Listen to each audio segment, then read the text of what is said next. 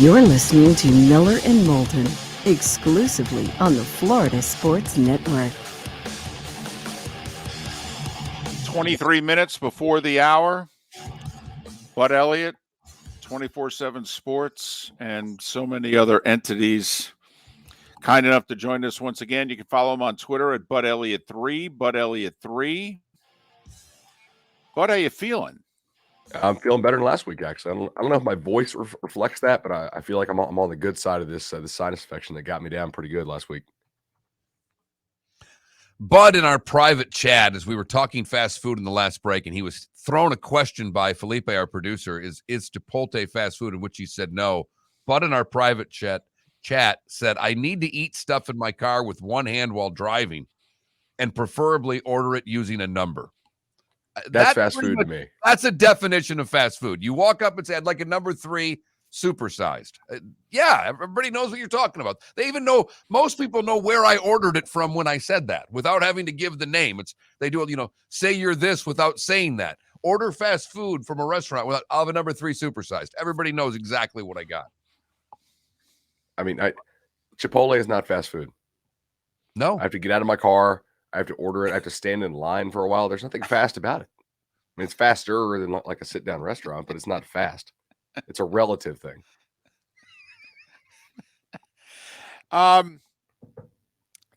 But does Oklahoma State have a realistic shot if they win out, or is the Big 12 now done? Oh, no, I think they have a real shot if they win out. I mean, they're going to have Oklahoma. They're going to have a Kansas State team that honestly has been lights out with its quarterback back on the roster. They'll have, another shot maybe at Baylor again in the Big 12 title game. Like, that's a really good defense and an offense that is not good, but it is a little bit better than it used to be because they got some important guys back there injury-wise from earlier in the season. Guys, we're going to have some 2-loss conference champions, I think, this year. So pretty good shot if Oklahoma State wins out, they're in. Would they, in your estimation, just let things run according to Hoyle, that we have, we have Georgia, we have a Big Ten team, we have Oregon. Cincinnati or Oklahoma State winning out, and for that matter, Notre Dame. Notre Dame wins out, Cincinnati wins out, Oklahoma State wins out. Who's the 4 in your estimation, Bud? I think it's Oklahoma State. I think they would just make it real easy. Hey, they have better wins, more of them. Notre Dame's schedule has a lot of name value, but they don't have a whole lot of really good team value so far this year. Stanford, USC, FSU, Virginia, all those teams are kind of fighting to make bowls or barely scraping by. Navy's not any good this year. I think Oklahoma State would be the one. Notre Dame's really helped Cincinnati out, though. The fact that they have won out, and it looks as if they are going to win out. I mean, Bud, that's the second best win in the sport this year. I mean, Oregon winning in the shoe is the number 1 win, but Cincinnati by 2 scores in South Bend, that's the second best win in the sport. That's Notre Dame seems to be carrying Cincinnati. It is. I mean, Cincinnati has played, I would say, poorly or relative to expectation poorly down the stretch, and yet they're still winning. The big scalp for Cincinnati is that multi-score Notre Dame win in South Bend, Indiana. They really dominated that game, and you could say, hey, it swung on that fumbled punt, and that's true, but that didn't decide the entire game. It swung momentum, but Cincinnati after that point really smoked them. So this is a good Cincinnati team. I think last year's Cincinnati team was a better Cincinnati team, to be frank. But they are being carried by Notre Dame. And as we've been talking about with Bud and with others for weeks, it seems that finally the public is at a point where they really want Cincinnati. And I don't know if necessarily the committee listens to the public, but it certainly seems to me, Bud, that the public's never been this vocal about enough with Alabama again. Enough with the Big 12 team. Can we at least see this, please? And I don't know if that changes the committee, but it certainly seems that I don't think the public was never this way for UCF either time. They really weren't this way for Cincinnati a year ago. It finally seems that through decades of the Big 12 stumbling in big games and the little guy never getting there. It seems that we have a shift for the first time this year. I think we do. We have a lack of super dominant teams at the top, other than Georgia. We have a Cincinnati team that was really pretty good last year. Was arguably playoff caliber last year as far as team quality. They follow that up. They're undefeated this year. I think it's a kind of a perfect storm. Maybe they can make it. In Vegas right now, they're only plus 270 to make it, and that's one of the better odds on the board. I mean, there's only a couple teams that are actually odds on to make it. So it's possible there's a lot of public sentiment behind them for sure. Deion Sanders, as a Power 5 head coaching candidate, how much weight would you give that? Like 0. Prime Prep, Google it, and I just say very little shot right now. We began the show today, Bud, talking about my alma mater and the news yesterday of big boosters paying Mel Tucker a substantial amount of money to stay in East Lansing. I was floored. I don't often text friends with tweets going, wow. I text Moulton with the tweet. That's big boy money. David made a great parallel this morning. Hey, Florida. Hey, Miami. You want to get involved in the college football world? It's pretty easy. Will either of them do it? Miami changed ADs, but that doesn't mean they changed their mentality, Bud. That's true. Miami changing ADs, though, is notable because the guy they fired, it's pretty well known down there in Miami circles, is very much not friendly with Mario Cristobal, at least according to our Inside the U site. So check that out if you're a Miami fan down there. I don't think Florida's going to fire Mullen this year. I know it sounds crazy, but why are you firing coordinators mid-season or in the middle of the season if you could have just pulled the Band-Aid and fired the head coach too, like LSU did? With Miami, do they want to make a hire without an AD in place? How quickly can they get an AD in place? It wouldn't shock me if they give Manny one more year and then make a more serious run at Mario next year. If Oregon makes the playoff, doesn't that really hurt Miami? Like if you're a Canes fan or you're a big money Canes booster, which leads me to also something I wanted to ask you. Utah's a 3-point favorite at home this week against Oregon. A, do you think they should be? But B, if you're a Miami fan, you want a second Oregon loss here quickly, don't you? Absolutely. Yeah, you want Oregon out of the playoff race if you're trying to make a swing at Mario Cristobal. I mean, I don't think that he or really any coach in the Power 5 would leave a serious playoff contender to jump jobs. Or if you're Miami, you might say, hey, our recruiting class sucks already, right? We only have 8 kids. We're not really sacrificing anything by missing on early signing period because we know these early signing period classes for new coaches generally are a disaster anyway. So why don't we wait until, mid-January to go and make this thing happen? We'll hit the portal. We'll have a lot of scholarship spots to sell for the next year. We already have a nice young roster. If this is our guy and we think this is a 10-year hire, who cares about one little short season recruiting class? Maybe go ahead and wait. Like if I'm Miami, you got to have your priorities in order. Getting the guy in by early signing period, probably not one of them for me this year. No, not with what the portal is. To me, Mel Tucker proved it. You can fix your team quickly in the portal while you're working on the recruiting. Let's get to some games, Bud, because while the SEC for the most part's taking the week off, there's still some pretty good football games out there. I want to start with Wake Forest because I'm looking at Clemson. They haven't scored against anybody. Wake Forest can score 50, it seems, every week, and they're getting 4.5.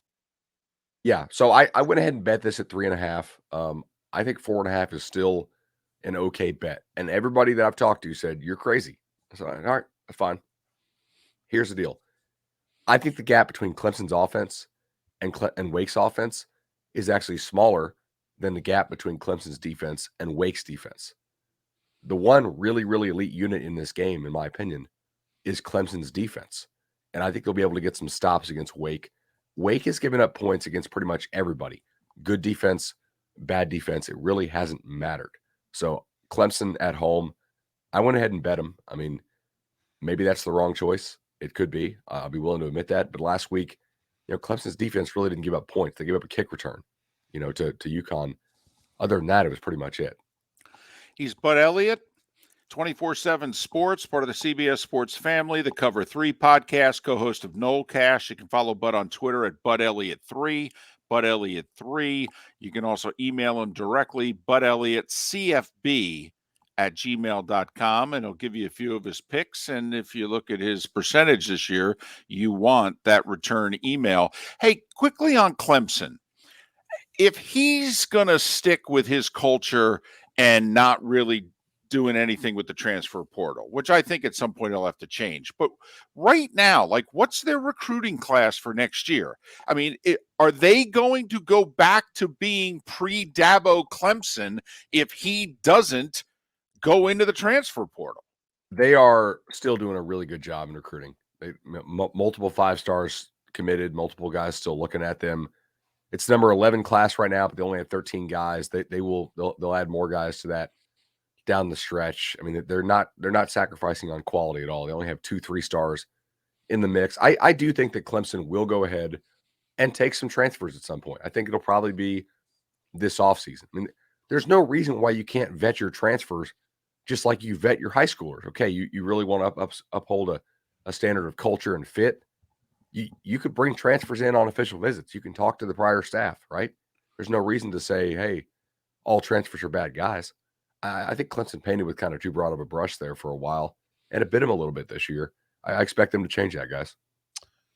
Will Florida State be able to play Florida with an opportunity to go bowling? They play BC, a team that I thought was going to do over on the win total, and they've really stubbed their toe here the last month. Florida State, great first half, great last drive, and a great win. Can they build upon that? I think they can. I mean, I bet them at 3.5 and 3. The number's down to 2. Probably wouldn't take them at 2. So with Boston College, the entire reason they stubbed their toe is because Djokovic, the quarterback, was out. He's a legitimate NFL guy for sure, I think, and will maybe surprise some people by how high he goes in the draft. I think they have a pretty good shot to win this weekend, though. Boston College's defense is not that great. FSU's defensive line is playing very well, as Miami found out last week. I think they can go up there and get the dub. Does Michigan State have anything for Ohio State? We've got only, 2 or 3 games this week where it's ranked teams playing ranked teams. And in a way, the lines may be alarming to those who don't dig into them. Alabama, Arkansas, 3 touchdowns. A battle of top 10 teams, and the number's 18, 19 between Ohio State and Michigan State. And then here's the 3rd-ranked team in the country, an underdog on the road to a 3-loss Utah team. Any of these 3 lines seem skewed to you? So I thought I was going to be betting Utah in this game. I thought they would probably deal, Oregon as a pick 'em or like Oregon -1. And I make Utah a very small favorite. But if this thing keeps creeping up, I'm probably going to go ahead and bet Oregon, to be honest, guys. Michigan State, Ohio State, I think is basically in a dead zone where I don't see value on either side. Ohio State's offense does have the ability to just go absolutely nuts in a way that I give Michigan State all the credit in the world. I've been on them a lot this year. I bet their season win total over. I thought this was a bowl team. But at some point, I got to hop off the train, and I've been off the train the last couple of weeks. So I think that number is probably, is probably correct. Alabama, Arkansas, I'm thinking about an under bet here, actually. I don't really know that Bama wants to run this thing up a whole lot. At some point, they have to get their run game going. Arkansas is a pretty classic drop 8 team, so it limits explosive plays. Under might be worth a look there. Before SMU lost, this was the game we circled for Cincinnati as the toughest opponent they were going to play all year. The number is 11.5. Cincinnati's done nothing to impress us over the course of the past month. This was the game we were all looking at for Cincinnati to really kind of raise their hand and say, hey, we still deserve a shot at this. SMU off a little bit, but Cincinnati still has to impress the committee. Will they do so Saturday? So I made the number 12, and I think that if you want to fade Cincinnati, you're late. Like the time to fade Cincinnati and go against Cincinnati was the last month. You've had 4 games in a row to do it. If you didn't do it by now, I think you missed your window. UAB UTSA. It's the game in that conference. The winner's going to win their division. Does San Antonio remain undefeated? I think they do. I know UAB is a very trendy pick. Weird thing last week rather. So Southern Miss, which is playing offensive guys on defense on Tuesdays and defensive guys on offense on Wednesdays because they have so few scholarship players right now. They broke out an all Wildcat offense and really fooled UTSA for about 3 quarters. UTSA was in a huge hangover spot, obviously, after beating UTEP. Frank Gore Jr., the guy for Southern Miss running that Wildcat offense, I'm going to go ahead and forgive UTSA for not preparing for a surprise Wildcat all game. And I think they get a good bounce back here. He's Bud Elliott. The email address again, budelliottcfb@gmail.com, budelliottcfb@gmail.com. Follow him on Twitter at budelliott3. Do you have a gimme for us? I think Middle Tennessee State, actually, over Old Dominion. I've been on Old Dominion a lot recently, and I think this number's short. There you go. The boys in Murfreesboro. That's Bud Elliott. Bud, as always, appreciate your time and always coming on the show. Have a great weekend. Feel better. Yeah. Next week. Feel better. Take care. Bud Elliott. He does feel better than he sounds. All right. His eyes say